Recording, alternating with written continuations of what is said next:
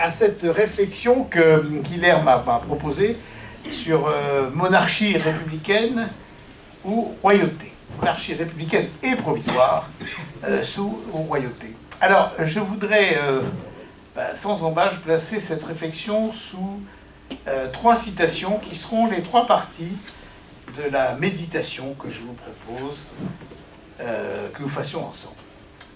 La première citation, la voici, elle est de M. Alain Minck. M. Alain Minck, c'est quelqu'un de très très bien, qui écrit un peu partout, qui est l'un de nos penseurs du régime. Il écrit le 25 janvier 2018 dans Le Figaro ceci. « Les Français attendent de leur monarque de l'autorité et de la tenue. Nicolas Sarkozy avait l'autorité, mais moins la tenue. François Hollande n'avait ni autorité ni tenue. Et Emmanuel Macron a à l'évidence l'autorité et la tenue. C'est pour cela qu'il est pleinement dans sa fonction, même aux yeux de ceux qui le combattent. C'est pour cela que le regard de l'étranger sur la France a changé. On n'a plus honte d'être français, on est même fier de l'être. » Première citation. Deuxième citation du pape François, le 19 janvier 2018 à Santiago du Chili. « Il faut écouter les peuples autochtones, souvent oubliés, et dont les droits ont besoin d'être pris en compte et la culture protégée, pour que ne se perde pas une partie de l'identité et de la richesse de la nation. » Et la troisième citation est de Jeanne d'Arc. Elle est tirée de la troisième audience publique du procès de Rouen, le jeudi 24 février 1431. Jean Beaupère, l'inquisiteur, lui dit « En votre jeune âge, aviez-vous grande intention de persécuter les Bourguignons ?»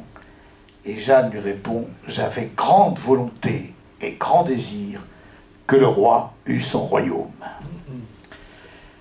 Je pourrais peut-être m'arrêter là, parce que ces trois citations vous disent l'articulation de la réflexion que je vous propose. Mais je vais quand même la développer un petit peu.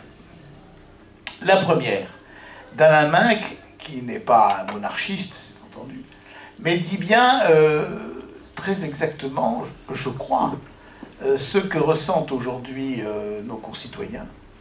Je ne sais pas ce que ressentent nos concitoyens, mais à la place où je suis, c'est un peu ce que on ressent, ce que je ressens, en voyant le comportement de M. Macron depuis son élection, depuis son intronisation dans la cour du Louvre, sa descente ou sa remontée des Champs-Élysées sur un commande-car avec les mâchoires serrées et le regard bleu tendu, les visites aux armées, la volonté de s'imposer comme chef, même vis-à-vis du chef d'état-major des armées, en provoquant sa démission, cette volonté d'autorité qu'il a manifestée avec la décision sur Notre-Dame-des-Landes, sur sa visite en Corse, où il n'a pas cédé d'un pouce aux revendications des nationalistes. Enfin, tout ça montre l'image d'un homme d'autorité et de tenue lorsque, dans le domaine qui est le mien, la réforme de la justice a commencé. Évidemment, chaque gouvernement qui arrive, chaque septennat qui s'ouvre fait une nouvelle réforme de la procédure et de la justice.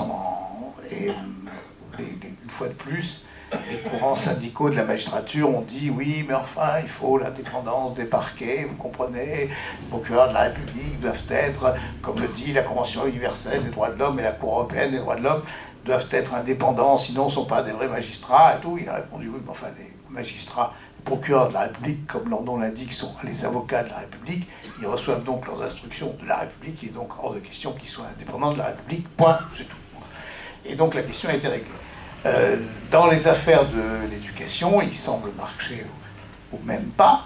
Et dans les affaires syndicales et de liberté de travail, même si ça n'avance pas aussi vite que ça devrait avancer, il semble quand même vouloir avancer et continuer d'avancer. Tout à l'heure, en venant, j'entendais dans la voiture des gens qui s'indignaient parce qu'il avait dit il faut comprendre que l'université n'est pas faite pour tout le monde. Et donc, on a quand même un certain nombre de signes qui font que, comme le disait Hugues Rebel dans le texte que Maurras citait dans l'enquête sur la monarchie, la France, monsieur, elle est poignarde, elle aime la poigne. Bon. Et donc elle a besoin d'un monarque. Et donc, il apparaît qu'avec une évidence qu'on avait un petit peu oubliée dans les monarchies provisoires et que nous avons eues jusqu'à lui, entre le dernier qui faisait preuve un petit peu de véritable autorité et de sens de l'État, qui était Georges Pompidou, et ensuite Mitterrand sous un autre style, mais qui avait quand même manifestement aussi une carrure et une espèce de recul sur l'événement qui tenait de l'homme d'État. Là, je ne dis pas qu'il y a le recul sur l'événement, mais il y a, comme dit Alain Minc, de l'autorité et de la tenue, et ça plaît. Donc, sur ce plan-là, on peut dire que le diagnostic est partagé par tout le monde, et il est assez... Je ne dis pas qu'il est réconfortant, il ne faut pas savoir s'il faut se réconforter ou pas, mais en tout cas, c'est un constat qui dit bien ce dont nous avons besoin au sommet de l'État, et on n'arrête pas de parler aujourd'hui de régalien, et bien dans le sommet de l'État et dans le régalien, ce qui est royal, eh bien, on a envie d'avoir quelqu'un qui commande, qui représente et qui ne lâche pas. Est-ce de la posture? Est-ce une réalité profonde? Personne ne peut trancher, seul, comme on disait dans mon jeune temps, dans les conclusions de devoirs de Sciences Po, l'avenir nous le dira.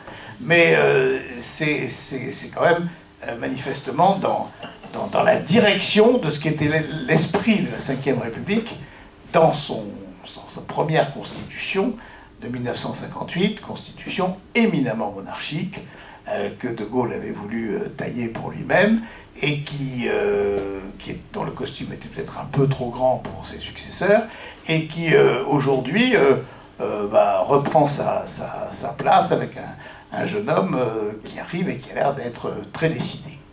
Donc voilà, le constat d'Alain Minc est en même temps assez important, parce que Alain Minc, ses penseurs, c'est un Français de fraîche date. Alain Minc, aujourd'hui on ne dit plus ça, mais enfin ça, il faut quand même le dire. Bon, on ne peut pas dire que ce soit la vieille France de toujours. Bon, ils sont arrivés très récemment. Et comme ils sont arrivés très récemment, ils pensent devoir donner des leçons à tout le monde. Mais c'est quand même l'un des penseurs de ce monde. Et dans ces penseurs de ce monde, on a besoin du monde d'aujourd'hui, du monde de la mondialisation. Et on a besoin, non pas de dictateurs, on n'oserait pas dire ça, mais on a besoin quand même de monarques. On a besoin d'hommes d'autorité et d'hommes de gouvernement.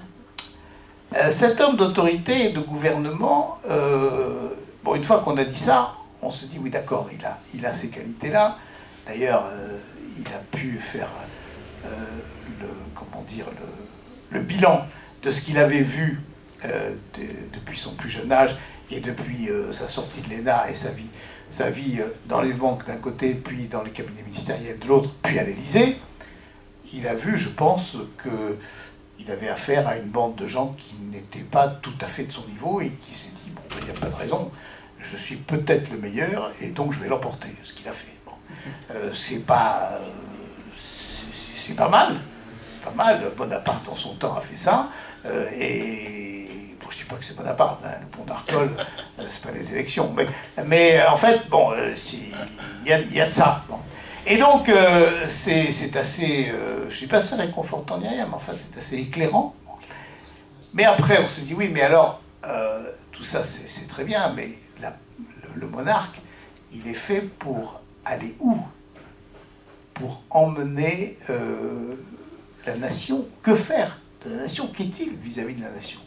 Et là se pose une seconde question, toujours dans la droite ligne de la réflexion d'Alain Minc. Si Alain Minc, qui est quand même l'un des hommes de la mondialisation, si Alain Minc est si enthousiaste, parce que c'est quand même un texte assez enthousiaste sur Macron, si Alain Minc est si enthousiaste, c'est que ça doit aller dans le même sens.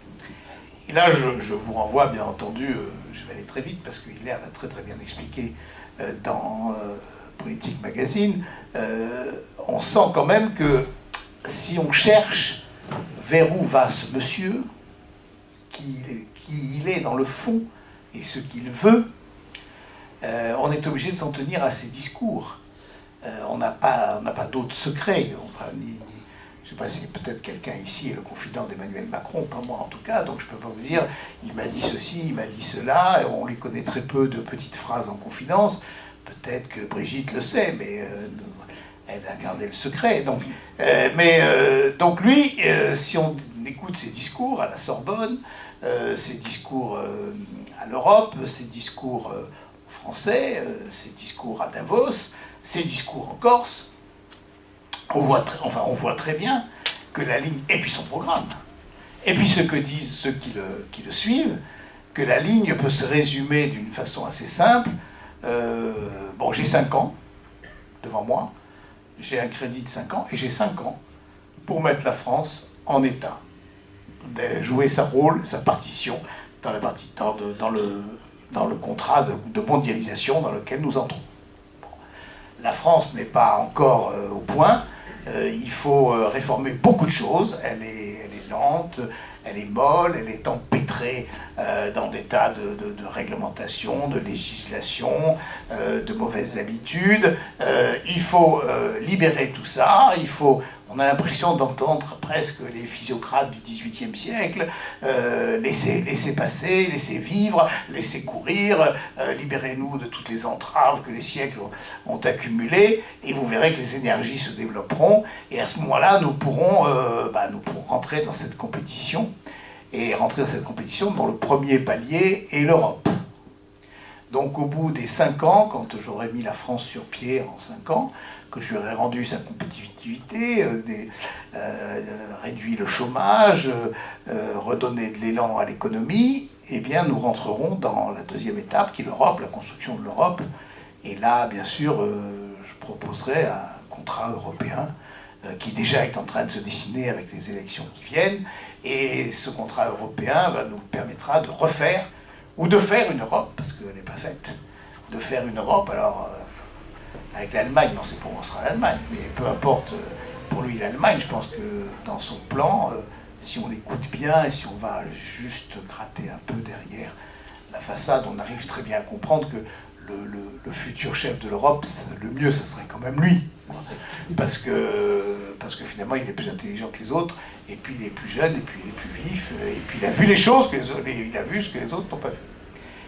Et donc ça fait 10 ans, ça fait deux quinquennats, bon. Et ensuite, où il a réformé la Constitution et il reste à vie, où il n'a pas réformé la Constitution, et il saute une étape, et il monte dans la classe supérieure, et il devient président de l'Europe, dont il aura fait, je ne sais pas quoi, la nouvelle Constitution.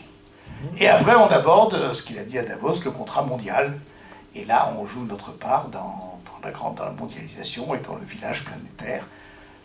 C'est peut-être, évidemment, comme tout ce qui est schématique, c'est peut-être trop schématique.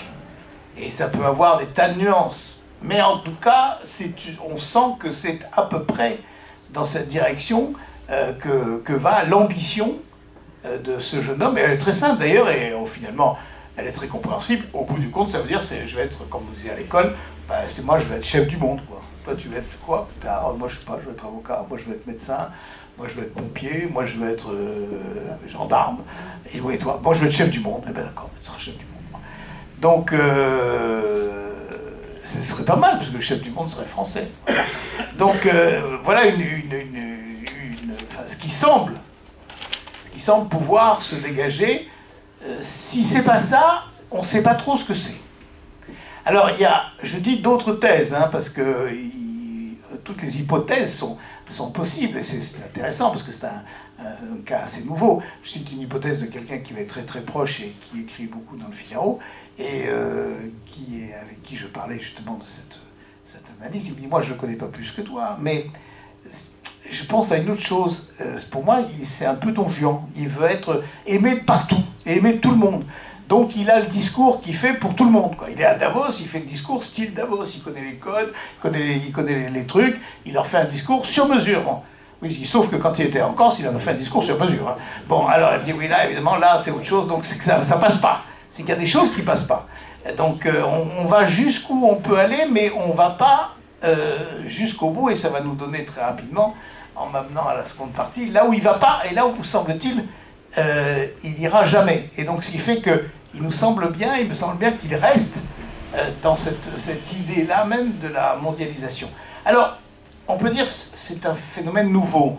Bon, c'est la France d'après, c'est le post-moderne, etc. Mais si on regarde l'histoire, il faut toujours revenir un peu à l'histoire. Si on regarde l'histoire, c'est pas nouveau du tout. C'est même très ancien. Ça a même une date très précise. C'est un rêve, le rêve Macron.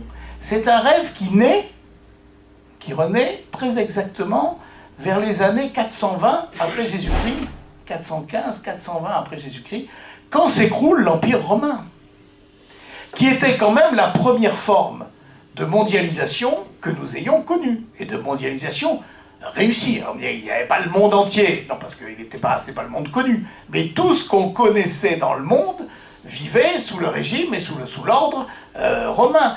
Et tout le monde trouvait ça tellement beau que quand ça s'est effondré, ça a été un désespoir absolu, d'où la magnifique méditation de saint Augustin sur la cité de Dieu pour dire aux gens, attendez, ne mourrez pas parce que l'Empire romain est mort, vous pourrez continuer à vivre et votre patrie, comme dit la chanson, est dans les cieux. Bon.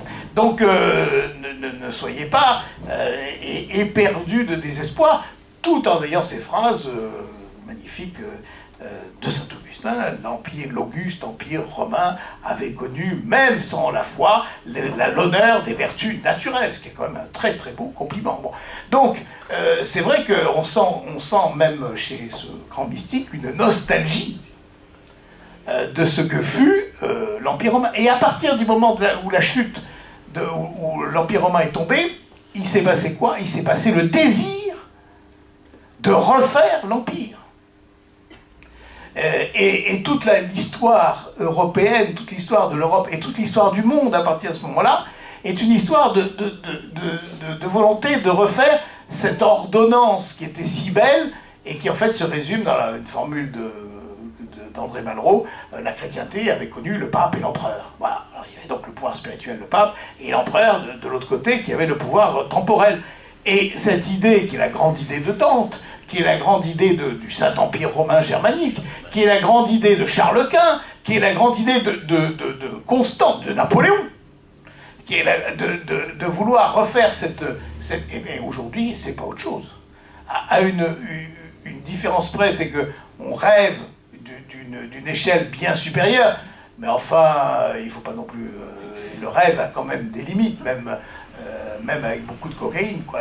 On est obligé quand même à un moment de se dire que c'est pas possible et qu'il faut compter avec quand même d'autres forces que les forces européennes. Mais cette idée-là, c'est une nostalgie extrêmement ancienne et contre laquelle, finalement, s'est élevé quoi? Contre laquelle s'est élevé un nouvel art politique. Et la seule nouveauté, et la vraie nouveauté, c'était pas celle-là. La vraie nouveauté dans l'histoire, c'était d'abord Clovis, et puis ensuite, bien après Clovis, Hugues Capet et tous ces, comme disait Jacques Mainville, l'honorable maison capétienne. Et ceux-là, ils n'ont pas fait du tout de rêve. Et ceux-là, ils ont fait, alors là je viens à ma deuxième citation, à ma deuxième partie, ceux-là ont fait, il faut écouter les peuples autochtones, souvent oubliés, et dont les droits ont besoin d'être pris en compte, et la culture protégée pour que ne se perde pas une partie de l'identité et de la richesse de la nation. On s'est trouvé en face du rêve, et car ce rêve en plus, bon, j'ai parlé de l'Empire, enfin c'est aussi Alexandre le Grand. Bon, il y a toujours eu ce rêve qui en fait est un rêve d'ambition temporelle horizontale et qui ne peut pas s'arrêter parce que étant horizontale, elle ne peut pas s'arrêter et c'est normal qu'elle aille jusqu'aux limites du monde parce que sinon elle n'a pas de raison d'être. Si elle était un peu verticale, elle pourrait se limiter dans le temps et dans le lieu, mais si elle est dans l'espace, mais si elle n'a pas de verticalité, elle est obligée d'aller jusqu'aux limites du monde. Le rêve que nous avons connu pendant le XIXe siècle du libéralisme étendu à l'univers entier, c'était le même. auquel a succédé le rêve du socialisme et le rêve communiste, qui était quand même, souvenons-nous, de la révolution universelle, et qui voulait aller jusqu'au bout, d'où le conflit entre Trotsky et Staline, Staline disant non, on consolide en Russie, et Trotsky disait non, on ne consolide pas en Russie, on va jusqu'au bout, jusqu'au bout, jusqu'au bout. Bon, donc c'est pas neuf, c'est tout à fait ordinaire. Si on peut dire. Enfin, ça va, c'est une des tentations constantes de la politique humaine, de l'esprit humain, et on voit là renouer en petit quand même. Hein. On peut pas jouer sur le fameux jeu de mots Macron-Micron, mais on peut pas jouer, on peut pas dire que c'est des tout petits Napoléon ou des tout petits Alexandre et tout. Mais enfin, qu'il soit petit, qu'il soit grand, qu'il soit petit, c'est la même idée. C'est la même idée, c'est la même utopie. Et face à cette utopie, eh bien, il y a le réalisme qui a été la marque même de notre tradition politique. Et là, j'en viens évidemment à cette réflexion que vous connaissez tous, mais on le fait ensemble, ça nous permet de raviver non seulement nos souvenirs, mais de refaire mentalement un peu notre jugement politique. C'est que il faut, c'est pas suffisant d'être monarque. Même pour des monarchistes, c'est pas suffisant d'être monarque. C'est pas tellement qu'il soit monarque qui nous intéresse, mais c'est qu'il soit non pas un homme comme lui, le monarque tel que nous l'avons, électif et provisoire. Et il est électif et provisoire. Après lui, il n'y a plus rien. On n'a même pas l'impression qu'il ait une envie très forte de descendance. Peut-être ça viendra un jour, mais à ce moment-là, il faudrait quand même changer de partenaire, ou alors il faut faire des trucs, quoi. Mais donc, à ce moment-là, on n'a pas cette idée de continuité. Il n'est pas un maillon dans une chaîne. Il n'est pas, comme le disait évidemment Bainville, dans l'honorable maison capétienne, ils se sont succédés, et aucun de ceux qui se sont succédés pendant 6 siècles, de père en fils, aucun d'eux, on ne peut dire c'est un génie. C'est un type, c'est un Alexandre le Grand, c'est un Napoléon Ier, c'est un César, c'est... Non. Non. C'est une honorable maison, un petit peu bourgeoise, et qui, comme disait Bainville, comptait les deniers, avançait prudemment, préférait gagner les terres par des mariages que par des guerres, mais savait aussi quand il le fallait faire la guerre. Enfin, voilà. Et qui ont fait quoi? Qui ont fait un chef-d'œuvre politique, sans d'ailleurs peut-être le chercher lui-même, mais parce qu'ils se sont attachés à ce qui est très bien dit par ce pape, à prendre en compte les populations dont ils avaient la charge. Et à créer, comme le disait très bien le professeur Chonu, des espaces de paix et de sociabilité. Et leur rôle était de créer des espaces de paix et de sociabilité là où avant il y avait la guerre. Et des espaces de droit, là où il y avait des féodalités déchaînées, et des espaces de liberté, là où il y avait encore du servage, et, voilà, et de faire en sorte que, comme le disait très bien Solzhenitsyn, ils font aussi avancer les choses, ceux qui savent travailler dans le peu à peu. Et donc, c'était que des petits progrès, c'était que des avancées, c'était que des libérations modestes, c'était pas immédiatement la société idéale, ça n'a jamais voulu être d'ailleurs la société idéale, mais c'était quand même quelque chose qui a fini par nous donner, à nous, Français, l'idée du progrès, le jour où on a synthétisé cette expérience, et d'ailleurs, en la synthétisant et en la théorisant, on l'a déformée, mais en regardant effectivement ce qu'était notre France, depuis le premier Capétien jusqu'à la Révolution française, et en voyant ce progrès indiscutable, même s'il y a des trous, des guerres, des drames, etc., mais indiscutablement, quand on prenait la chaîne, c'était un progrès. Ben, on se disait, en fait, la loi de l'histoire, c'est le progrès. Ben non. C'était pas la loi de l'histoire, le progrès. Le progrès était le résultat d'un effort et d'une tradition politique très précise et très simple, qui était l'art politique français, qui était la tradition capétienne, laquelle s'interdisait le rêve. Et chaque fois que peut-être un ou l'autre pouvait tomber dans un rêve, il a eu la grâce d'avoir près de lui un ministre ou un conseiller qui l'a ramené à le ramenait à ce qu'était vraiment la tradition capétienne. Je me suis un petit peu intéressé à la formule célèbre de Sully, qui donc était adressée à Henri IV. Labourage et pâturage sont les deux mamelles de la France. Formule très célèbre, dont on se moque, mais qui était faite pour quoi? Qui était faite pour dire au roi, qui était extraordinairement pressé par les sirènes du mercantilisme de l'époque. Le progrès, le grand commerce international, c'est l'avenir.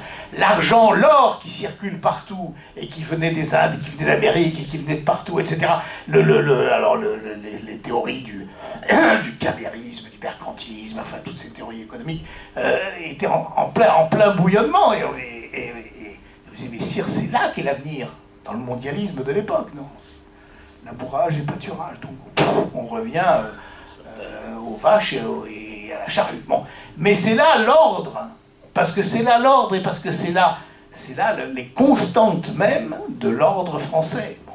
Et chaque fois que, alors sur un plan autre, lorsque montrait très bien Jacques Roujon dans son ouvrage sur Louis XIV, lorsque Colbert, grand ministre et grand serviteur, mais aussi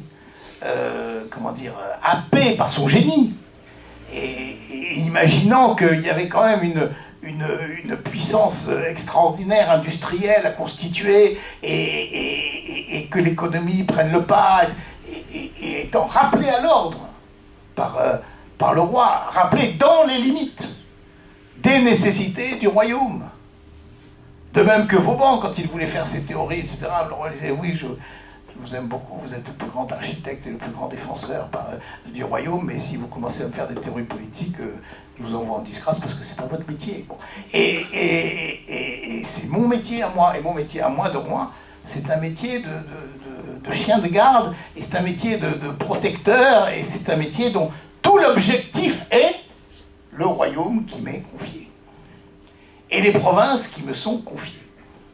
Et alors, je reviens toujours à cette formule, et le respect et les droits, et la prise en compte des droits et des peuples autochtones, c'est-à-dire des provinces. Ce qui est une immense différence avec ce que Macron nous a fait en Corse. Et qui est une contrainte très bien vu dans le Figaro, Natacha Polony, quand elle a dit dans son article, disait la première partie, c'est-à-dire le premier jour, bon, est indiscutablement ce qu'on attend d'un chef d'État. De toutes les façons, avec le discours de Mme Erignac, il n'avait plus rien à faire. Hein. Bon, il n'y a plus qu'à chausser les bottes de ce qu'elle avait dit. Le préfet a été tué, lâchement assassiné. Bon, ça ne mérite que la condamnation et la fermeté. Et si on ne commence pas par la fermeté là-dessus, on ne peut plus rien dire. Et on peut plus. Bon, ça c'est sûr et certain, c'était très bien fait. Mais ensuite, il y a quand même des choses à écouter. Il y a quand même, des éléments à prendre en compte. Et de tout ce que j'ai pu savoir, parce que c'est quand même mon île maternelle, donc elle m'intéresse beaucoup, c'est que c'était exactement à la fois très bien d'une certaine façon, parce que il a rencontré les patrons d'entreprises qui marchent, les patrons de sociétés agricoles, de développement agricole, etc., qui marchent, etc. Il a voulu voir ce qui marchait, ce qui est bien. Mais c'est pas comprendre qu'il n'y a pas que ça. Et qu'il y a des choses qui sont... Et cette crispation sur la langue, aucun roi de France ne l'aurait eu. Aucun roi de France ne l'aurait eu. Ils n'auraient pas imaginé de dire, mais on va leur interdire de parler la langue qu'ils ont. Alors on dit oui, mais voilà, l'édit de Villers-Cotterêts, le français est la langue officielle. Mais l'édit de Villers-Cotterêts, le français est la langue officielle, c'était contre le latin. C'était pas contre le provençal, c'était pas contre la langue d'oc, c'était pas contre le dialecte breton ou la langue bretonne, ou je sais pas quoi. C'était pour se libérer du latin. Donc on passait de l'universel au particulier. Excusez-moi, mais on passait d'une langue qui était quand même la langue mère de l'Europe à notre langue à nous. Et on parlait dans notre langue à nous. Bon, alors c'est pas du tout le même genre. Et donc,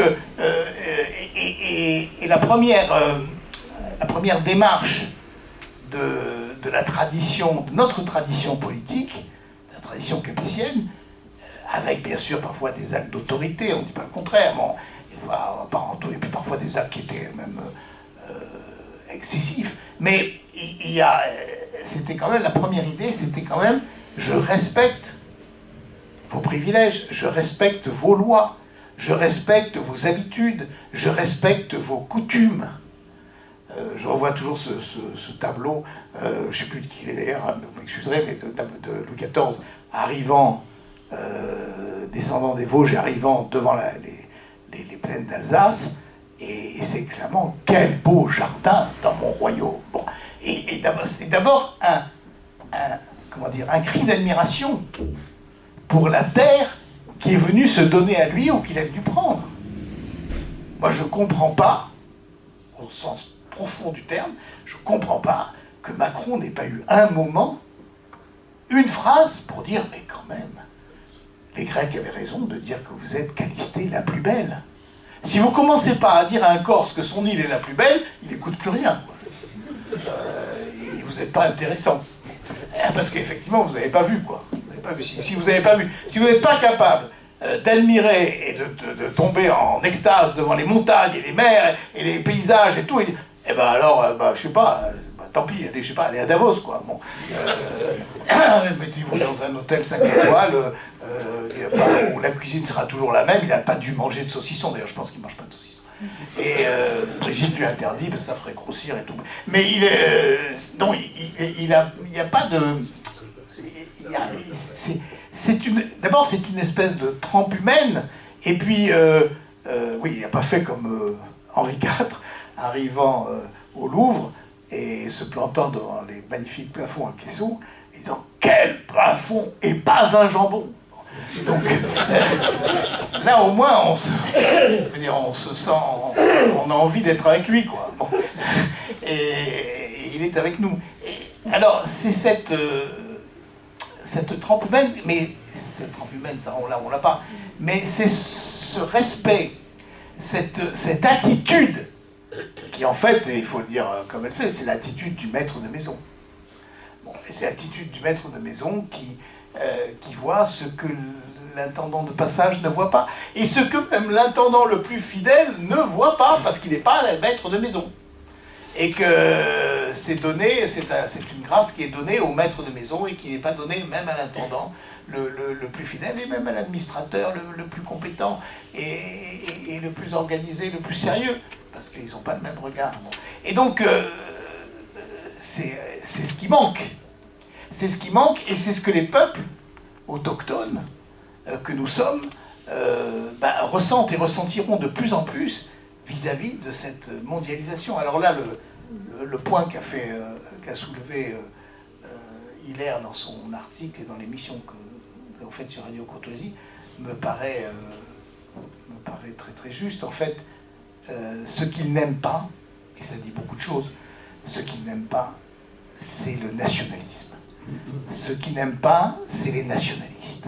Et les nationalistes, ça recoupe, que les nationalistes soient nationalistes français, comme le Front National, et dont ils se vantent d'avoir vaincu aux élections, ce qui est vrai, et où ce sont les nationalistes corses. Parce que là, on sent quelque chose qui ne va pas, et qui est dans le sens de la mondialisation, et qui est irréductible.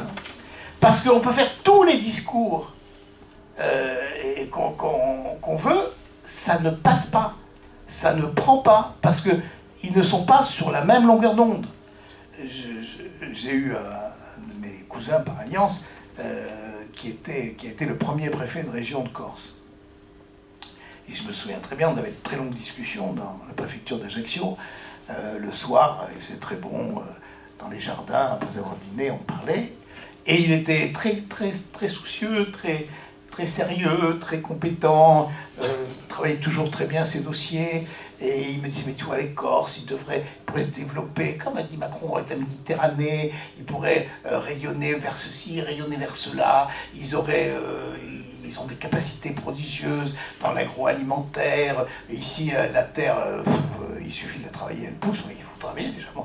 Et puis, comme disait l'ingénieur agricole qui était dépêché par le ministère de l'Agriculture et qui dit, mais c'est extraordinaire cette terre. Si vous semez, tout pousse.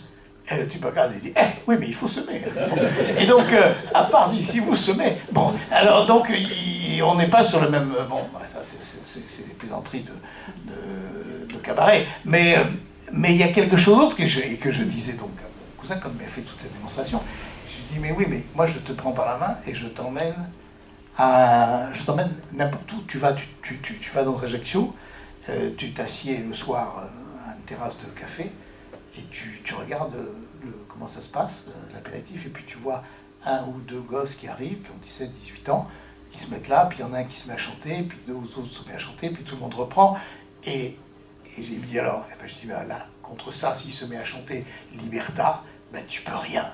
Tu peux lui faire toute ta démonstration économique, t'es pas sur le même plan. Et il t'écoute plus. Et à la fin, si tu l'énerves trop, il prend le fusil. Donc, il faut sentir ces choses-là. Et ça fait partie, un peuple qui chante, c'est un peuple qui a une âme.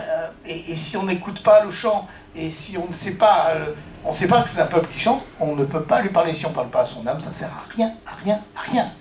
C'est déjà assez compliqué quand on parle à son âme, mais alors, si en plus on ne lui parle pas, ça se passe très mal. Donc, et en même temps, il n'y a aucun risque à regarder ça. On dit oui, mais si on va lui donner la langue corse, alors demain on aura la langue provençale. Et alors? On y gagnera.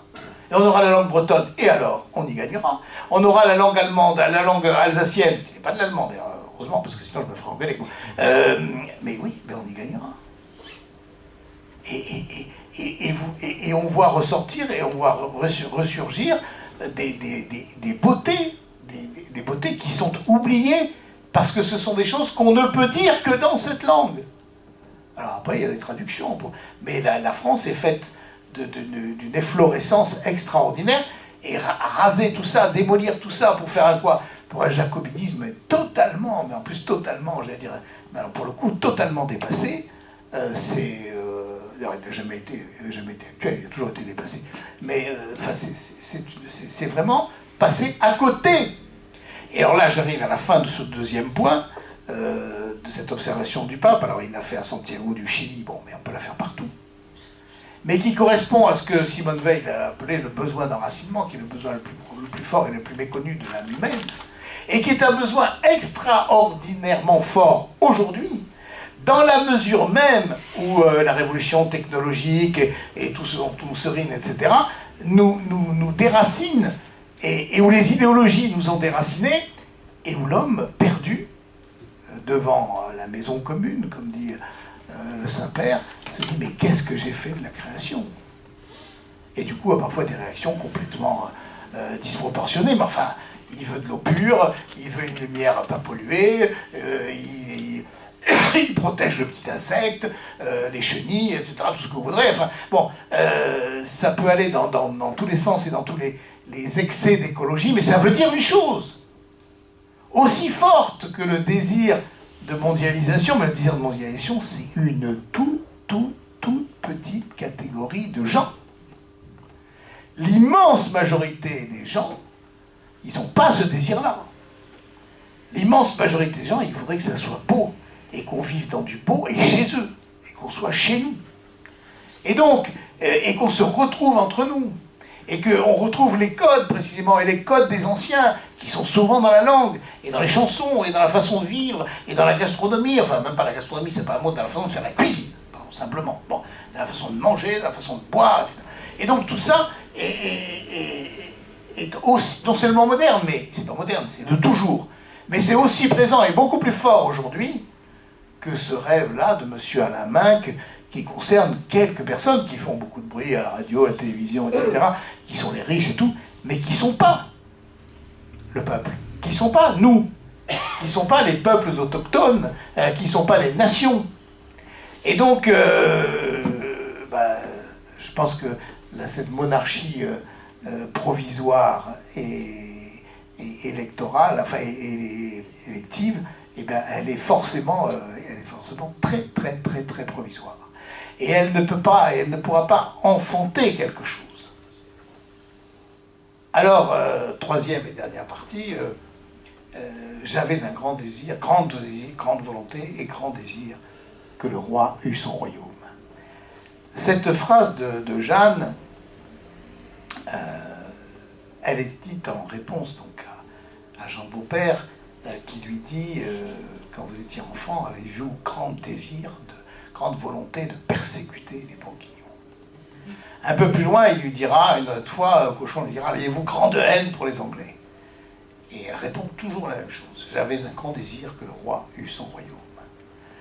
Alors, c'est très éclairant sur beaucoup de points.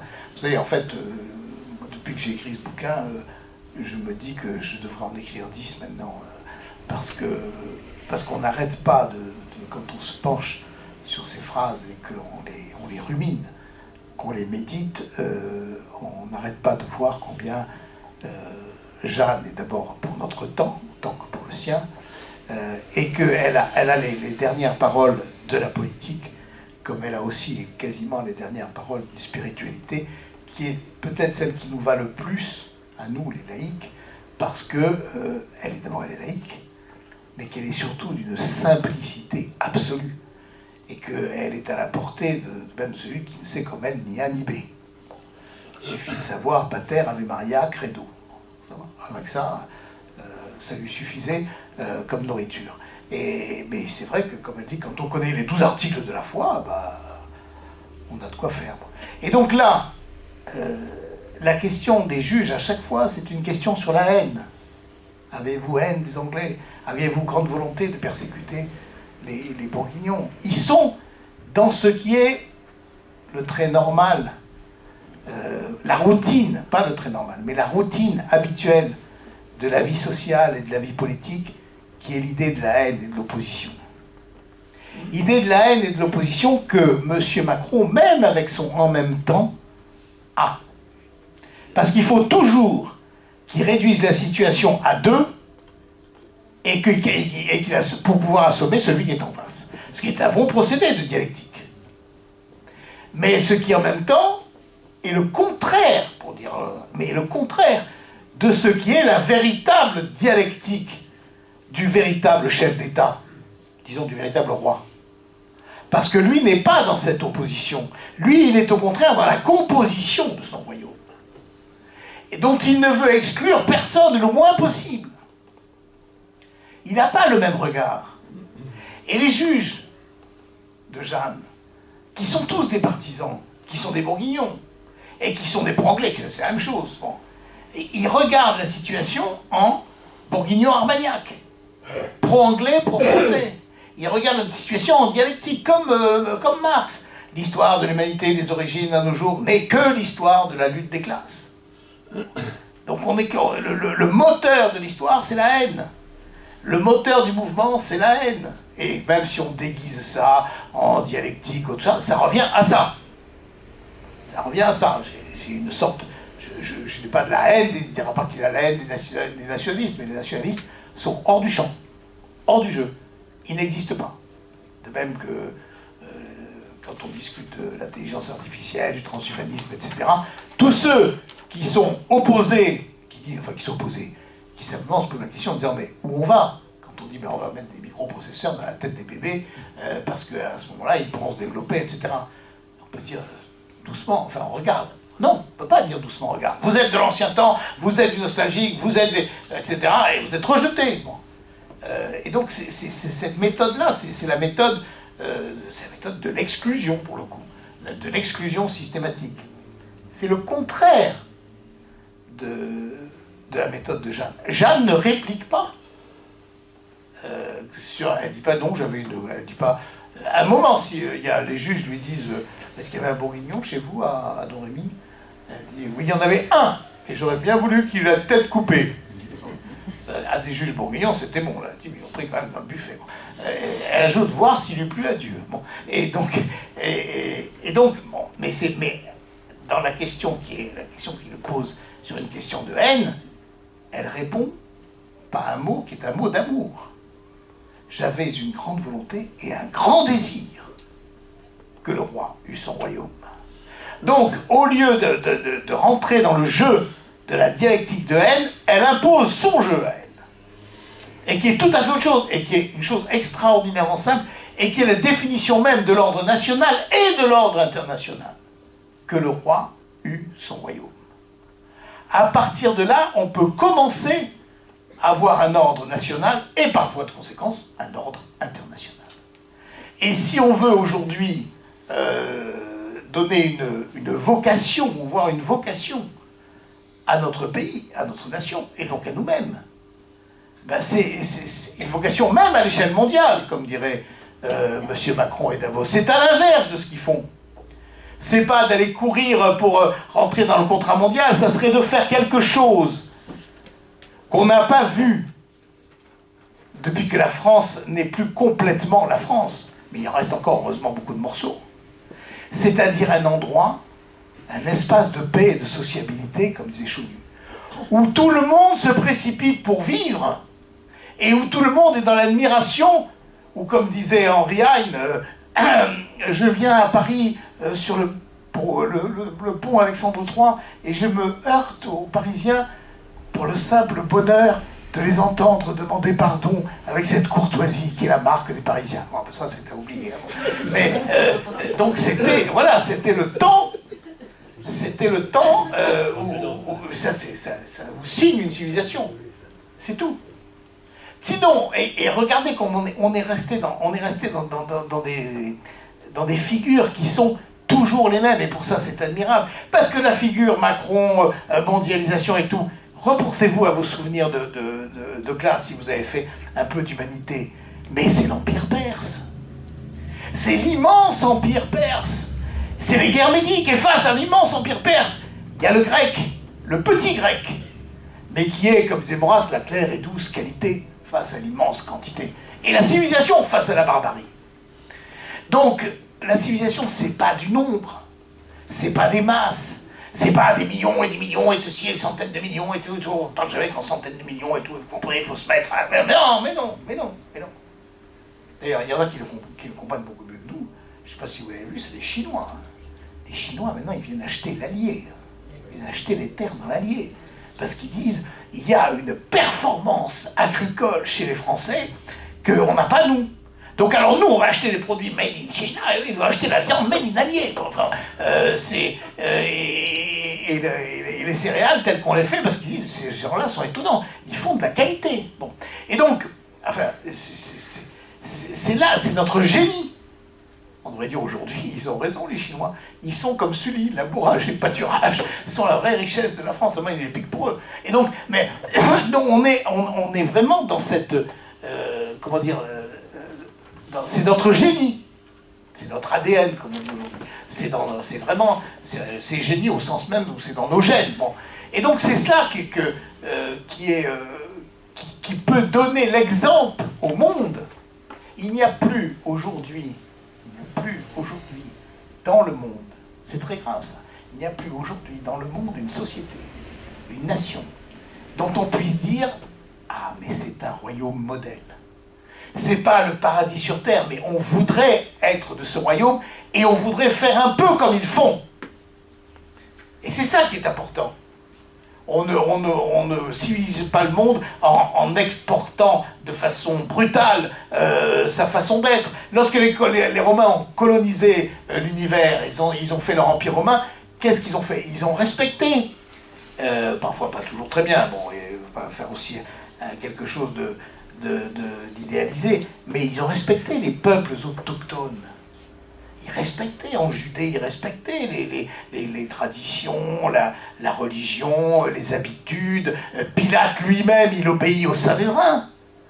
Il finit par... c'est quand même eux qui décident. Et lorsque Cicéron est proconsul en Cilicie, il ne va pas installer l'ordre romain par la force. Si, il rapporte ce qu'ils n'ont pas.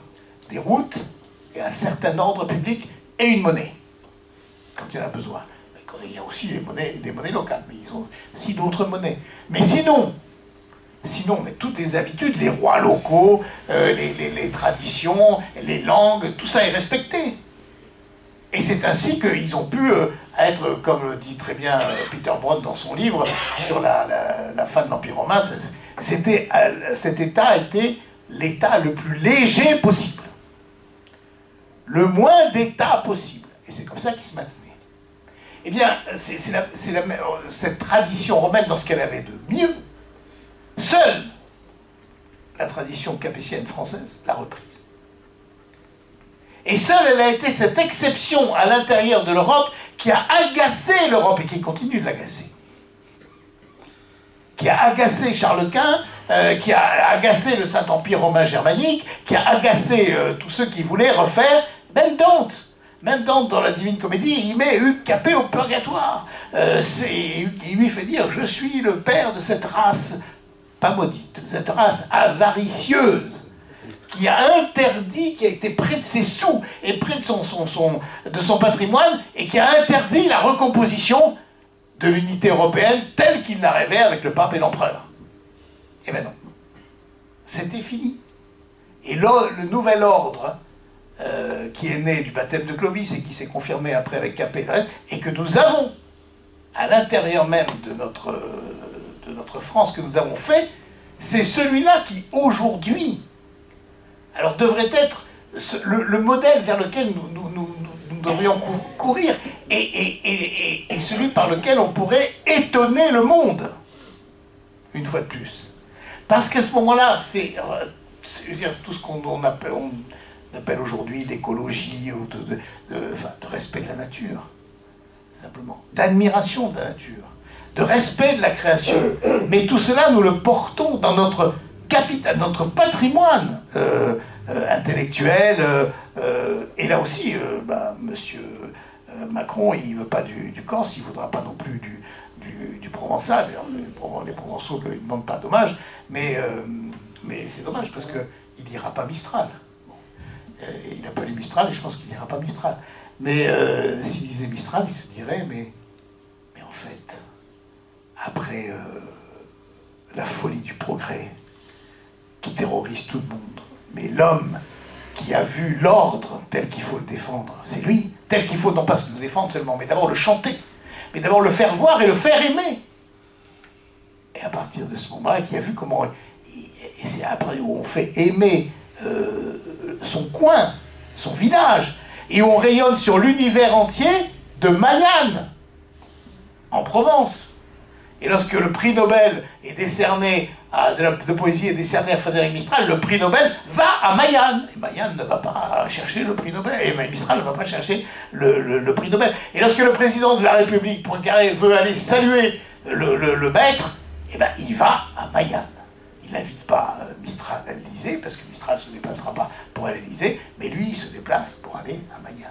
Et comme les Mayennais sont tous des Blancs du Midi, tous royalistes, et qui détestent a priori le président de la République, ils répandent sur les routes tout ce que le bétail local pouvait fournir comme excréments. Alors, les bousses de vache, les crottes de chiens, les crottes de chevaux, etc. Tout. Et le Poincaré a marché dans la merde, littéralement, pour arriver jusque chez Mayenne. Il s'en est pas formalisé, mais le maître de Mayenne, Mistral, était très, très en colère contre ses compatriotes. Mais c'est dire que le déplacement, c'est cette vie de fou, enfin, à la Jacques Attali, quoi. Alors on prend l'apéritif le matin à New York, on déjeune à Paris, si on a... enfin, maintenant on ne peut plus. Avec le Concorde, on pouvait. Mais enfin, au moins, on dîne à Paris, et puis ensuite, on couche le lendemain à Tokyo, là. Ah, c'est génial. Bah non, enfin, je veux dire, Mistral, il n'a pas bougé de Mayenne, mais tout le monde est venu jusque-là. Et de là, il a fait rayonner une civilisation. Il a fait connaître une civilisation. Il a fait chanter une civilisation. Et nous avons donc là tout un capital, toute une tradition, tout un patrimoine dont nous ne pouvons pas ne pas faire profiter non seulement les nôtres, les enfants, les petits-enfants, etc., mais l'univers entier. Et donc donner l'exemple d'un royaume. Et donc si on veut donner l'exemple d'un royaume, eh ben, j'avais un grand désir, que le roi eût son royaume. Alors, quand on en est là, oui, d'accord, mais on est très loin de la réalité politique actuelle, et comment on fait? Alors, je n'ai pas de recette miracle. Et puisqu'on est entre nous, je propose qu'on réfléchisse. Et qu'on se dise, d'abord, première chose, il faut absolument le faire, le royaume. Et Et peut-être, avant de dire il faut absolument le faire, se dire cette chose très simple, que peut-être on ne se dit pas assez, enfin en tout cas je parle pour moi, je ne m'étais pas dit assez, mais ce royaume, on n'a pas à le faire. Il est là. Il est là. Il existe. Le royaume de France, il existe. D'abord, c'est nous, au point de vue humain. Bon, c'est nous. On dit, oui, mais nous, on n'est pas nombreux. Oui, mais nous, c'est nous, et puis nous, et puis c'est les gens qui vivent sur la terre de France. C'est d'abord la terre de France, telle qu'elle est. Et les gens qui vivent sur la terre de France, ils sont du royaume de France. Alors on me dit, ouais, mais maintenant, ils ont des couleurs différentes, etc. Oui, peut-être, m'en fous. Je ne sais pas comment ça se passera. Mais ils sont de la terre de France. Bon. Ils sont sur la terre de France, et ils ont vocation à être du royaume de France, ils veulent bien. Et c'est la seule but, et c'est le seul projet qu'on peut leur donner, ou qu'on peut leur... le seul idéal, le seul amour qu'on puisse leur communiquer. Parce que la mondialisation, la performance économique de la mondialisation, c'est moteur pour quelques-uns, mais c'est pas moteur pour tout le monde. C'est pas un amour, en tout cas. Mais là, il y a un amour. Il y a un amour à communiquer. En communiquant, en faisant voir, en faisant sentir, en faisant comprendre, en instruisant. Et c'est peut-être probablement la chose que nous avons le plus à faire, c'est enseigner la France aux Français. Et à ceux qui sont en France et qui ne sont pas français, mais qui sont à vocation à l'être, ou qui sont français de papier. Mais en tout cas, enseigner la France aux Français, être les apôtres de la France auprès des Français. Bien, c'est une vieille histoire. Ben oui, c'est une vieille histoire. Mais les vieilles utopies sont aussi les vieilles utopies, c'est toujours la même chose. Mais donc ça, c'est... Et pour cela, nous sommes chez nous. Nous avons l'avantage énorme d'être chez nous, de parler la langue de chez nous, d'être capable d'expliquer et de comprendre ce qui se passe en France et ce qu'est la France. Ce qu'est le royaume. Alors moi, maintenant, c'est une discipline que j'ai, je vous la suggère, en fait, comme vous voulez, chacun fait comme il veut. Mais moi, monsieur Macron parle des nationalistes, moi je parle même plus de la nation. Je parle plus de la nation, je parle plus de la République, ça suffit maintenant. Bon.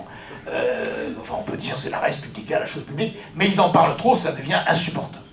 Puis en plus, c'est un mot dur, la République. Et je parle du royaume. Et je parle même du Saint-Royaume. C'est les termes de Jeanne d'Arc, je suis obsédé, mais c'est comme ça, elle me l'a appris.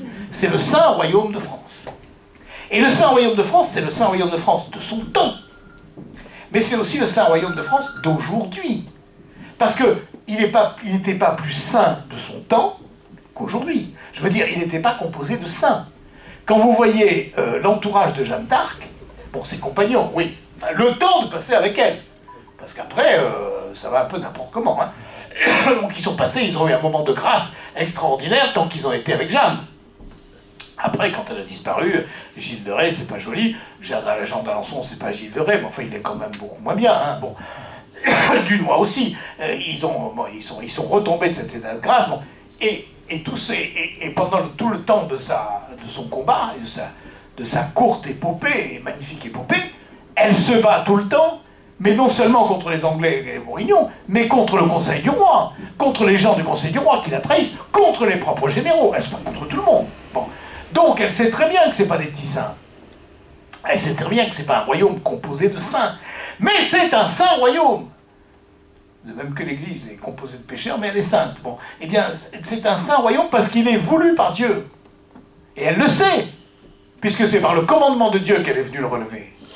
Donc, et quand elle va voir le roi, et qu'elle tombe sur le roi, et qu'elle tombe sur Charles VII, avec la gueule qu'a Charles VII à l'époque, eh ben, elle ne se dit pas « Ah, c'est le type fantastique, il est merveilleux, etc. » Bon, non, pas du tout. Pas du tout. Il a une tête de dépressif, et il est dépressif, pour ce qu'on... Et il a les genoux cagneux, et les poches sous les yeux, et les paupières qui tombent, et bon, bien, il faut faire avec ça. Bon. Mais en même temps, mais non, elle ne dit pas ça du tout. Elle dit pas ça. Moi, je le dis ça, et c'est pas bien. Elle ne dit pas ça du tout. Et quand on dit du mal, même les juges de Rouen, quand ils lui disent du mal, chaque fois qu'il dit du mal du roi, elle pourrait penser peut-être à l'intérieur d'elle-même, quand même, il m'a lâché devant Paris, et s'il ne m'avait pas lâché devant Paris, on aurait pris Paris. Quand même à Compiègne, je sais pas ce qui est passé, et depuis, j'ai pas vu tellement d'efforts pour me sortir de là. Enfin, on imagine tout ce genre de truc, tous les littérateurs ont fait, les romanciers ont fait tout ça, c'est pas à peine que je le fasse. Mais non, c'est pas ça du tout qu'elle dit. C'est le plus fier chrétien qui soit, elle répond. Je n'accepte pas ce que vous dites. C'est le plus fier chrétien qui soit. Et jusqu'au bout, elle a défendu son roi. Et elle a proclamé la noblesse, la hauteur et la fierté de son roi. Donc, moi je pense que c'est une leçon pour nous aujourd'hui. Parce que nous avons aussi beaucoup la tentation de dire « Ah ouais, mais quand même, enfin je dis très simplement, nos princes, ils ne sont pas aussi compétitifs qu'Emmanuel Macron. Bon, ils ne se bougent pas comme Nicolas Sarkozy. Bon, mais vous voudriez qu'il soit un Sarkozy, vous voudriez que notre roi soit un Sarkozy royal, hein, ou un Macron royal. Mais non, nous ne sommes pas dans le même registre. Mais nous avons la chance d'avoir la terre, le patrimoine, ce que nous sommes, les uns et les autres. Mais en fait, vous savez, merci Claire, nous sommes probablement la partie consciente et organisée, comme disait Lénine, du peuple français. Parce que nous savons où nous devons aller. C'est ça notre supériorité, si on peut dire. Mais nous ne sommes pas différents des autres. Les autres, ils sont tout à fait capables de comprendre ça. Ils n'ont pas pris conscience. Et donc, notre travail, c'est pas tellement de leur faire des immenses leçons de pédagogie ou de dénoncer le mal, on n'en peut plus. Bon, on peut dire, oui, d'accord, ça va mal. Hey, ça va mal, de toute façon, ça va mal. De toute façon, comme David, tout a toujours très mal marché, ça suffit. Bon. Mais une fois qu'on a dit ça, maintenant, qu'est-ce qu'on fait? Qu'est-ce qu'on fait de bien? Et qu'est-ce qu'on voit? Qu'est-ce qu'on a de bien? Qu'est-ce qu'on chante de bien, de beau? Qu'est-ce qu'on proclame? Et ça, il suffit de tourner le regard, comme disait Boutang, la métanoïa, de tourner le regard, de convertir le regard vers, non plus vers ce que nous serinent les radios, télévisions, les réseaux sociaux, etc., mais ce que nous montre la terre de France quand elle est, l'histoire de France telle qu'elle est, et à partir de ce moment-là, les choses se remettent en place. Et c'est ainsi que on peut faire passer, non même pas l'idée, mais faire passer le courant, faire passer l'amour, communiquer l'amour du royaume. Mais pour communiquer l'amour du royaume, il faut commencer par l'avoir. Et puis avoir envie de le communiquer. Et de là, dire, oui, mais et nous avons maintenant la chance que n'avaient pas nos parents et nos grands-parents, et ceux qui ont repris au début du XXe siècle le combat royaliste, c'est d'avoir une famille royale à demeure. C'est pas le prince d'au-delà des mers, c'est pas le roi d'au-delà de la mer, ni le prince de Vitrailles. Bon, moi j'aime beaucoup Jean Raspail et j'ai beaucoup d'admiration pour lui, et il le sait, mais dans un petit débat qu'avait organisé Hilaire et qui était très, très amical, après le roi de la mer, moi je lui dis, moi je veux un roi ici. Et alors ça sera plus, le roi d'au-delà des mers, il est très pratique parce que il est idéal, on le rêve, on le voit pas, il est parfait, c'est le saint de Vitrailles, etc. Mais ça, c'est un joli rêve, mais c'est pas ce qui fait avancer. Et puis c'est pas la réalité. Et la réalité, elle est beaucoup plus belle. C'est une famille royale avec tout ce qu'elle peut avoir d'imperfection personnelle. Parce que c'est pas nécessaire que ce soit tout le temps des salouis. Bon. Mais en même temps, d'être là. Et d'incarner une continuité française. Et d'incarner une tradition française. Et on lui demande, moi, je livre mon cœur, il m'est arrivé très souvent de dire au prince Jean, moi, monseigneur, la seule chose que je vous demande, c'est d'être. Alors maintenez-vous en vie, puis maintenant si vous ne maintenez pas en vie, vous avez fait des enfants, ça va, ça continuera.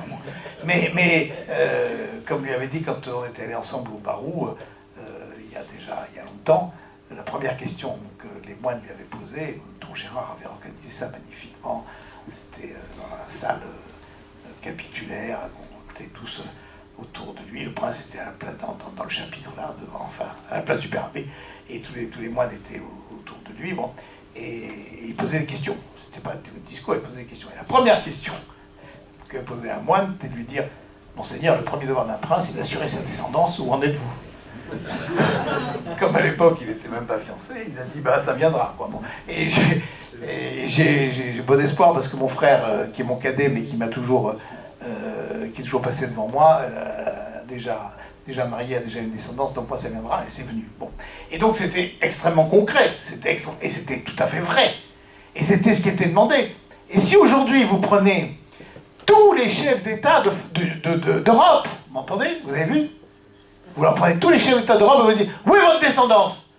Ben, ils n'en ont pas. Surtout au Luxembourg, c'est 2 hommes. Mais ils n'en ont pas. Ils n'en ont pas. Donc, tout, chercher, hein. Bon, et le nôtre, ça me paraît difficile. Bon. Et donc, et ça, mais ça, alors ça veut dire, mais ça signe tout. Ça signe tout. Parce que nous avons dit, oui, mais c'est très loin. Mais oui, c'est très loin, peut-être. C'est très loin.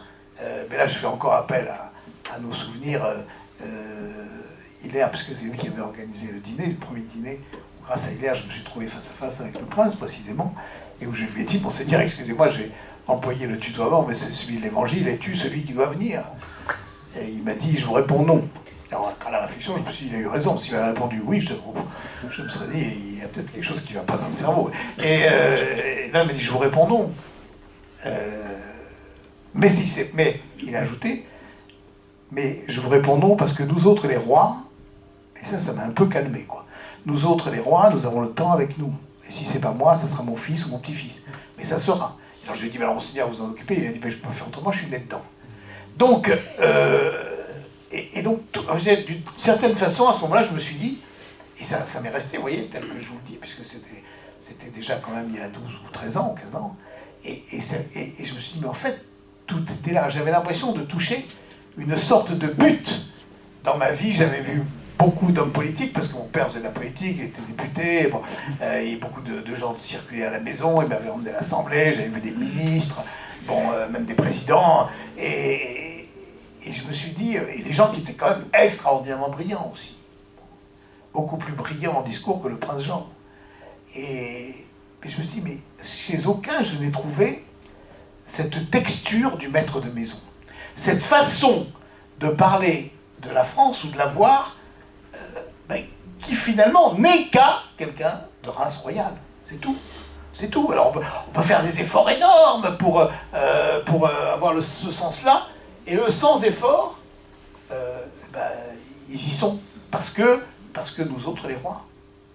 Hier soir, où nous rentrions précisément de chez la maman d'Hilaire, là où nous avions nos réunions, je leur amenais rue Saint-Dominique, dans la voiture, on parlait, je ne sais plus de quel homme politique très brillant, et il me dit, vous voyez, je suis assez content de ne pas être très intelligent. J'étais un peu, je me suis arrêté comme ça au feu rouge. Je lui ai dit, enfin Monseigneur, quand même, vous avez fait des études et tout. Non, elle m'a dit, comprenez-moi, je ne suis pas complètement idiot, mais de ne pas avoir ce brillant et tout, parce que parfois, ça empêche de saisir les choses essentielles. Et je crois que je saisis assez bien les choses essentielles. Et donc, et je crois que c'est ça qui était demandé. On ne peut pas dire, nos rois étaient loin d'être bêtes, et même, ils étaient quand même parfois beaucoup plus intelligents qu'on a bien voulu le dire. Mais aucun ne donne l'impression d'un brio extraordinaire. Ils ne recherchent d'ailleurs pas même un brio extraordinaire. Mais il y a cette saisie de l'essentiel et cette simplicité aussi de la parole qui fait qu'ils pouvaient être en contact direct avec le peuple. Bon, dans un petit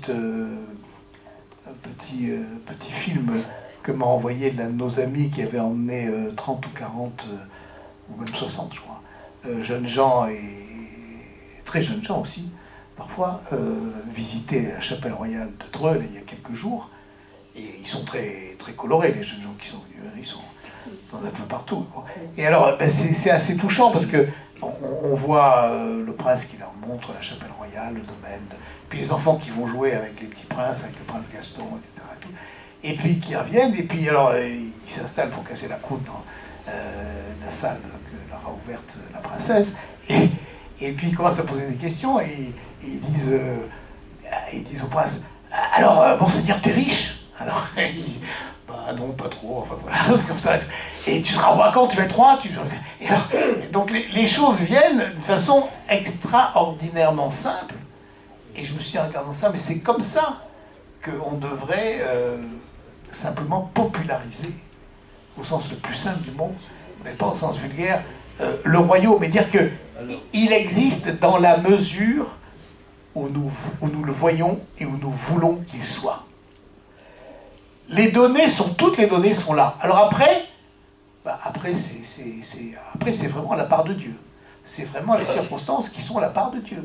Mais elles sont données, il suffit de les saisir. Mais ce que je pense aujourd'hui, je pense qu'il faudrait porter, puis je m'arrête là parce que sinon on va pouvoir parler des heures, mais je pense qu'il faudrait que nous portions en nous très simplement cette chose, qui est la dernière phrase de Jeanne: j'ai un grand désir et une grande volonté que le roi ait son royaume.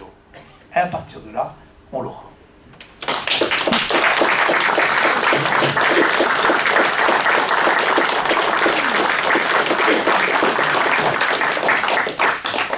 Merci, Jacques, vous nous redonnez du courage.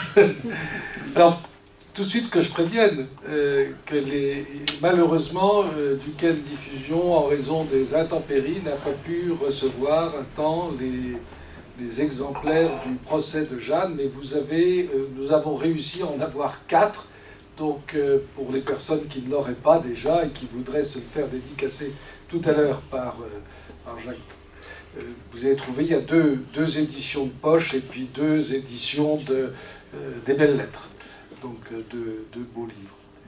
Merci, Jacques, vraiment pour cette soirée qui est réconfortante, parce que c'est vrai que par moments, on en a un petit peu assez d'entendre parler de Macron monarque, Macron monarque, Macron monarque. Et c'est vrai qu'il joue au monarque, parce que malgré tout, tous, ils savent très bien qu'ils sont dans une position de substitution. C'est ce qui me frappe. C'est pas pour rien d'ailleurs que Macron, avant de se présenter aux élections, est allé à Orléans pour jouer le Charles VII.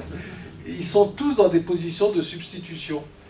Et donc on a des faux rois, mais qui ne savent pas pourquoi ils sont faits sur cette terre. C'est accablant. Alors, des questions? Vous avez, voilà, tout de suite, le général Jardin. Un instant. Ah, oui, j'ai une porte-voix quand même. Non. Pardon, oui.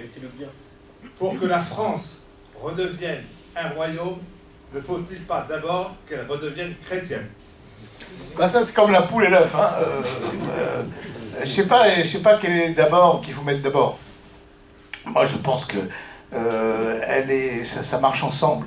Ça marche ensemble. Des jeunes gens que j'aime beaucoup qui m'avaient demandé de faire un cours justement sur la royauté sociale du Christ, parce que c'est quelque chose qui est totalement oublié.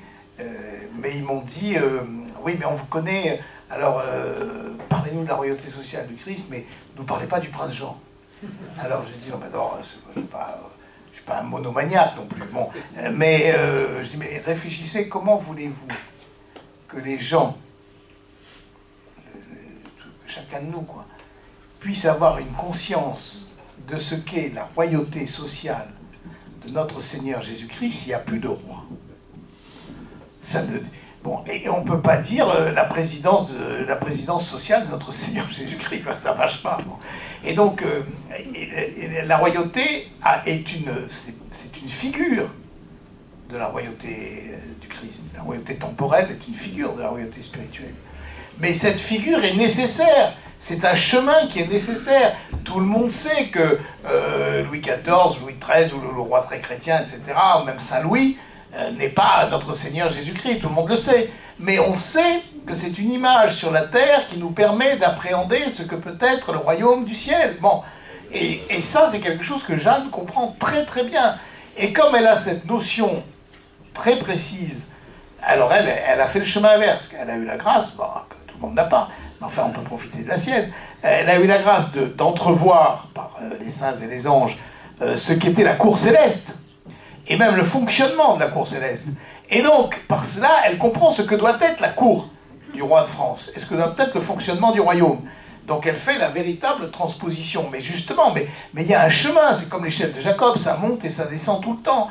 Il y a un chemin qui monte en bas était un homme, en haut était un dieu, comme dit Victor Hugo. Et donc, et là, c'est cet aller-retour qui... et bon, pour répondre à votre question du christianisme, je pense que ça va ensemble. Et je crois qu'aujourd'hui, la déchristianisation de la France, dont on parle beaucoup, elle a comme... Il y a une racine de cette... ou une cause, pas une racine, mais une cause de cette déchristianisation dont on ne parle pas assez, mais qui est précisément la fin de la royauté, et la fin de la royauté chrétienne, et de l'ordre chrétien, de l'ordre temporel chrétien. Mais l'ordre temporel chrétien, c'est encore une abstraction. Tandis que le roi, c'est pas une abstraction. C'est une réalité physique. Bon. Et c'est ça, et aujourd'hui, on a un christianisme en France, je ne sais pas comment c'est ailleurs, mais intellectuel à un point, pas intellectuel, idéologique. Intellectuel, ce serait beau s'il était intellectuel. Mais il est idéologique, il est désincarné. Il est complètement désincarné, parce que... Et même quand il veut s'incarner dans ce qui est la charité la plus... qui est admirable, c'est la seule chose où il arrive à peu près à s'incarner, c'est dans la charité immédiate. Bon. Mais il y a des domaines de charité intellectuelle, de charité spirituelle, de charité politique, dans lesquels il n'est plus. Et à partir de ce moment-là, eh ben, c'est plus une religion sociale, c'est une religion de quelques-uns. Et donc c'est une secte. Bon, et avec ses gourous qui sont les curés. Bon, et puis on les retrouve le dimanche à la messe ou dans les réunions, etc. Ou dans les mouvements. Mais ça n'imprègne pas toute l'existence. Et ça n'imprègne pas toute l'existence parce qu'au sommet, ça n'y est plus. Et je crois que donc, pour répondre à votre question, je crois que... s'il y avait un d'abord, je mettrais le roi d'abord. Bon. Je mettrais peut-être politique d'abord. Oui. Ah, un confrère. Je ne veux pas chagriner le général Jardin, mais je me permets de rappeler une chose. Chez nos maîtres, quand même, il y avait défendu à Dieu d'être dans nos observatoires, ce qu'on nous a reproché en 1927. Bon, il n'empêche que je crois qu'on a raison, on ne peut pas faire... On prend la France telle qu'elle est. Et la France est déchristianisée, bien. Et ce qui veut dire que, par exemple, on est tous d'accord, le système institutionnel français, tel que de la 5e République, on pourrait remplacer le président de la République par le roi et on aurait une constitution parfaite. On dirait seulement que le président de la République n'est plus élu. Bien. Mais, et il y a énormément de Français qui sont tout à fait royalistes, beaucoup plus que ce qu'on croit. Moi je vois au palais de justice, le nombre de royalistes est énorme. Bien. Sauf que il faut faire très attention justement à ne pas aller au-devant du problème religieux. Je vous donne un exemple. Notre victrine, au point de vue, il y en a d'autres, hein, il y a Politique Magazine, etc. Mais notre vitrine, au point de vue du monde entier, c'est la messe du 21 janvier. Eh bien, je peux vous dire que cette année, j'ai été stupéfait. D'abord, il y a eu une homélie qui durait une demi-heure, c'est-à-dire bien trop. Ensuite, heureusement que je suis sourd, parce que de ce que j'ai entendu des choses totalement contre-productives. J'ai entendu que, par exemple, le 21 janvier était un blasphème. Depuis quand Louis XVI était-il Dieu? Je ne sais pas, mais j'ai entendu ensuite, ça a dû faire plaisir au général Jardin, qu'il fallait rétablir la nécessaire alliance du trône et de l'autel. Bon, écoutez, c'est avec des choses comme ça qu'on fait fuir des royalistes qui ne sont pas chrétiens, par exemple. Vous voyez, moi je crois qu'il faut être beaucoup plus prudent sur ce domaine. Il faut prendre la France telle qu'elle est, elle est déchristianisée, on n'y peut rien, à mon avis, mais en revanche, mettre le roi, c'est évidemment le roi d'abord. Hein. Merci. Oui, je dirais un mot. Nous sommes notre conscience, et nous vous le dirons. Qui a dit ça à un peuple allemand? Nous sommes votre conscience. Nous faisons appel à votre conscience pour répondre à ce qu'a dit notre ami. Oui, mais en fait, aujourd'hui, il y a un point qui n'existait pas dans autant de Maurras, quoi, c'est qui est extraordinairement prégnant dans notre société et qui doit nous faire complètement réfléchir, c'est l'islam. Et quand vous avez cette présence islam, elle nous met, qu'on le veuille ou non, elle nous met le fait religieux devant les yeux. Et elle nous le met en permanence. Et à ce fait religieux, moi je pense qu'il est rigoureusement impossible de répondre par une seule affirmation de laïcité ou scientifique. Et donc, on est obligé, je crois que les choses vont de pair. Et là, c'est pour ça que le royaume, moi je n'hésiterai pas, contrairement à ce que vient de dire mon excellent confrère, j'hésiterai pas à dire que même si c'est pas, ça ne veut pas dire qu'on est obligé d'aller à la messe ou qu'on est obligé de jouer les pratiquants religieux, je ne sais pas quoi, mais elle est substantiellement chrétienne. Et le royaume, il est substantiellement chrétien. Et moi, je le dis toujours, enfin, chaque fois que je parle avec un musulman, et on est tous habitués à en avoir parce que il y en a de plus en plus. Je dis, mais moi, ça ne me gêne pas du tout que vous ayez votre religion et votre pratique, mais sachez que vous êtes en terre chrétienne. Et intégrez d'abord ce truc, si vous n'êtes pas en Dar el-Islam, vous êtes en terre chrétienne. Et donc, sur une terre chrétienne, vous avez un comportement qui doit respecter la terre, les habitudes et les traditions de la terre chrétienne. Et pas de la République, mais de la terre chrétienne. Et je peux vous dire que, et je pense que vous avez fait la même expérience que moi, ça marche beaucoup plus que la République. Moi, je l'ai eu il n'y a pas plus tard que l'an dernier, des braves musulmans, je ne dirais pas des arabes parce qu'ils étaient berbères, et que si je disais arabes, ils auraient été mécontents. D'ailleurs, tout le monde l'appelle l'arabe, mais pourtant il est berbère. Et donc, qui travaille dans mon jardin en Corse, et comme il travaillait la semaine, il travaillait le dimanche. Et je lui dis, non, Mustapha, tu ne travailles pas le dimanche dans mon jardin. Ah bien, si je ne travaille pas le dimanche, quand je travaille, je dis, tu ne travailles pas le dimanche dans mon jardin, parce que moi, dans mon jardin, on ne travaille pas le dimanche, je ne veux pas. Il me dit, respect, monsieur Trémollet. Ben, je dis, moi aussi, je suis un vrai, tu sais, moi aussi je respecte le Dieu, moi aussi je crois le Dieu. Je dis, moi aussi je crois le Dieu. Bon, alors, et donc, et ça a été, après d'ailleurs, ça nous a fait une connivence beaucoup plus forte, et il a dit à ces deux hommes qui travaillaient avec lui, qui voulaient venir, il dit, non, tu viens pas, monsieur Trémollet, il ne veut pas qu'on travaille le dimanche. Et sinon, je pense qu'il aurait dit, monsieur Trémollet, c'est un marchand de sous, quoi, et c'est lui qui me donne de l'argent.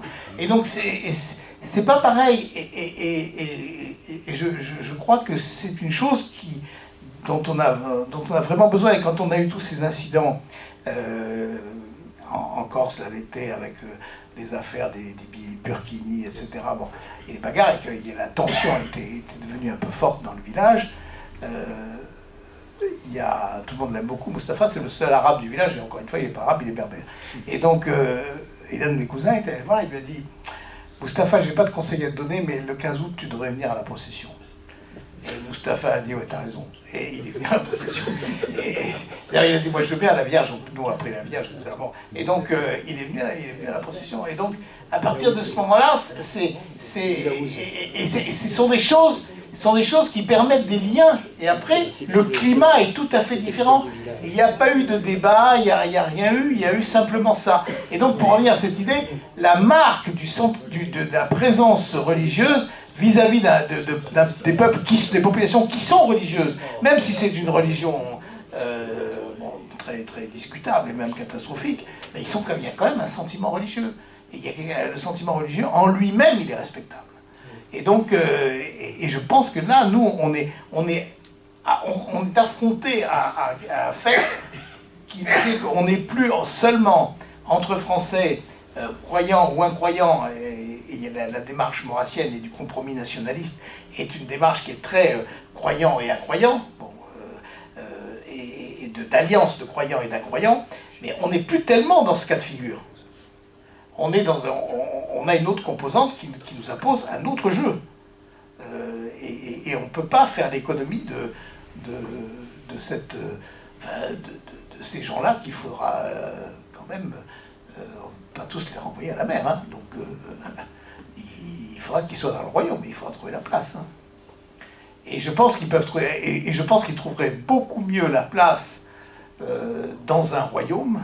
Ça serait beaucoup moins compliqué dans un royaume que et je pense que la République, ils ne la trouveront pas. C'est l'affrontement, ce sera la guerre civile. Tandis que on le voit très bien, d'ailleurs on le voit simplement dans les rues de Dreux, comme le prince et la princesse, et surtout la princesse, sont respectés par les Marocains qui font le fond de la population du marché. Parce que pourquoi? Parce qu'ils ont un roi, eux. Et donc ils savent ce que c'est qu'un roi. Et donc pour revenir à la question du général, c'est la même chose. Le roi aide à la compréhension et il aide à faire passer. Et si le roi est chrétien, je crois qu'aujourd'hui le roi ne pourrait pas se permettre de ne pas être chrétien. Hein. Et il aide à faire passer le christianisme. J'ajoute pour moi qui ai servi au Sénégal, hein, que 80% des musulmans, ils respectent les chrétiens, mais pas du tout les incroyants. Donc effectivement, je pense que dans ce domaine-là, il y a effectivement une certaine connivence. Une autre Vous avez parlé question. du prince Gaston tout à l'heure. Il a quel âge là? Il a 6 ans, non? 8 ans. 8 ans. Parce que Emmanuel Macron ne peut pas avoir d'enfant aujourd'hui, enfin, a priori, avant qu'il se remarie avec une autre femme. Et en fait, le prince Gaston, peut-être que c'est difficile pour le prince Jean d'aller discuter avec Emmanuel Macron, mais en fait, son fils pourrait aller voir le président de la République en disant non pas je viens prendre ma place, mais je viens te voir. En tout cas, ce qui est certain, c'est que, mais je pense qu'on n'ira pas dans cette direction, mais moi, ce que j'avais pensé tout de suite, quand Macron a pris le pouvoir, je me suis dit, au fond, peut-être que quelqu'un pourra le rencontrer et le lui souffler à l'oreille.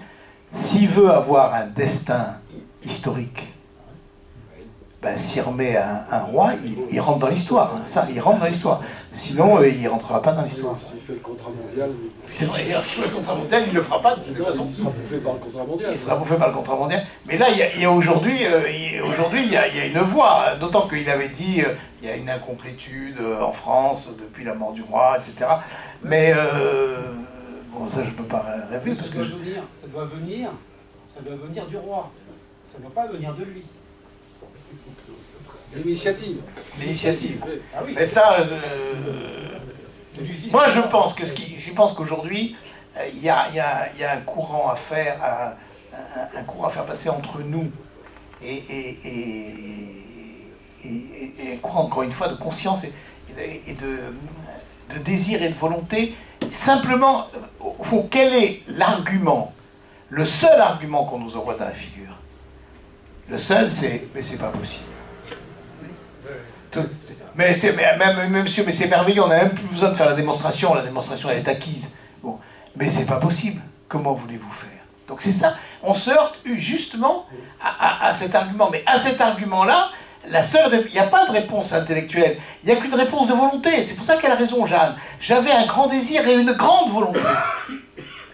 Et donc, et c'est ça la réponse. C'était la même réponse, c'était la même question lorsque Mistral, à 25 ans ou 28 ans, décide, même pas, 24 ans, décide, comme il dit, le pied sur la marche de la maison paternelle, regardant les yeux levés vers les Alpilles, en moi-même et de moi-même, je décidais de relever la langue provençale. Bon. Après, il fonde son truc, et il essaie de fonder son truc, et tout le monde lui dit, enfin, Frédéric, vous êtes très intelligent, vous êtes un type magnifique, etc., vous êtes beau, vous êtes intelligent, vous êtes tout et tout. Ne vous lancez pas dans comme ça, c'est fini. C'est fini. Les langues régionales, c'est fini. Votre Provence, c'est fini. Tout est fini. Regardez le mouvement du monde. Il va dans un sens, dans ce sens-là. Vous perdez votre temps, c'est fini. Et grande démonstration, comme quoi il n'avait pas tort d'ailleurs, que le mouvement du monde allait dans ce sens-là. Et Mistral répond, négligemment, presque couché à la romaine, se relève et doucement il dit « Et s'il ne me plaît pas à moi, que ce soit fini ?» Et bien c'est tout, il n'y a pas d'autre réponse. Et donc je le fais. Et donc il l'a fait, il l'a dressé. Maintenant, le rouleau compresseur est passé, mais son œuvre est jetée dans l'éternité. Et un jour, elle redescendra et de cette œuvre renaîtra. Bon, donc, en fait, on n'a qu'un argument de volonté. Et c'est cet argument de volonté et de désir, parce que Jeanne, quand elle parle de désir, c'est vraiment de l'amour, quoi. Et cet argument de désir, alors à ce moment-là, lui aussi, il est abattable. Parce qu'il n'y a rien à répondre. Il n'y a rien à répondre contre. Vous pouvez faire... Et ça, Maurras le dit très bien dans la préface de la Balance intérieure, là, quand il parle précisément de la haine, du problème du mal, de l'esprit d'examen, etc., il dit, je connais toutes ces nobles objections, mais la dialectique de l'amour passe au-dessus de tout ça, et emporte au-dessus. Et bien c'est ça, et la dialectique du Royaume de France est une dialectique d'amour. Si on le communique et si on l'a, c'est la seule, en tout cas, c'est la seule réponse qu'on puisse avoir, et c'est la seule qui puisse faire sauter le barrage. C'est pas possible. C'est pas possible, et bien on le fera. Ça passe par les femmes. Ça. Bah, oui. Ça passe par les femmes. La formule de Sacha Guitry, vous n'êtes pas du tout la femme qu'il me faut, c'est bien tentant. C'est exactement la même chose. Ils ne savaient pas que c'était impossible, alors ils l'ont fait. Exactement. D'ailleurs, en 1814, elle a envoyé une de ses amies dire « Vive le roi ». En 1814, juste avant l'arrivée, une de ses amies disait « Vive le roi » et ça a passé. Puis le roi est venu. En 1814. Talleyrand qui était rusé. Il y a un type qui s'est pointé le 13 mai 58 à Alger et qui a soufflé à sa langue, vive De Gaulle. Hein. Et De Gaulle est passé. Une dernière question? Bien, merci infiniment. Je répète que vous avez quelques annonces. Le mardi 13 mars, ça sera Frédéric Rouvillois qui viendra nous présenter son dictionnaire du conservatisme. Donc il nous fera la conférence le mardi 13 mars. Et puis, vous avez quelques ouvrages de Jacques Trémonet, le procès de Jeanne d'Arc, et je pense qu'il se fera un plaisir de les dédicacer. Et puis vous trouvez Politique Magazine et nos revues à la sortie, et d'autre part, il n'y a personne qui est preneur de cette paire de gants et de ce superbe...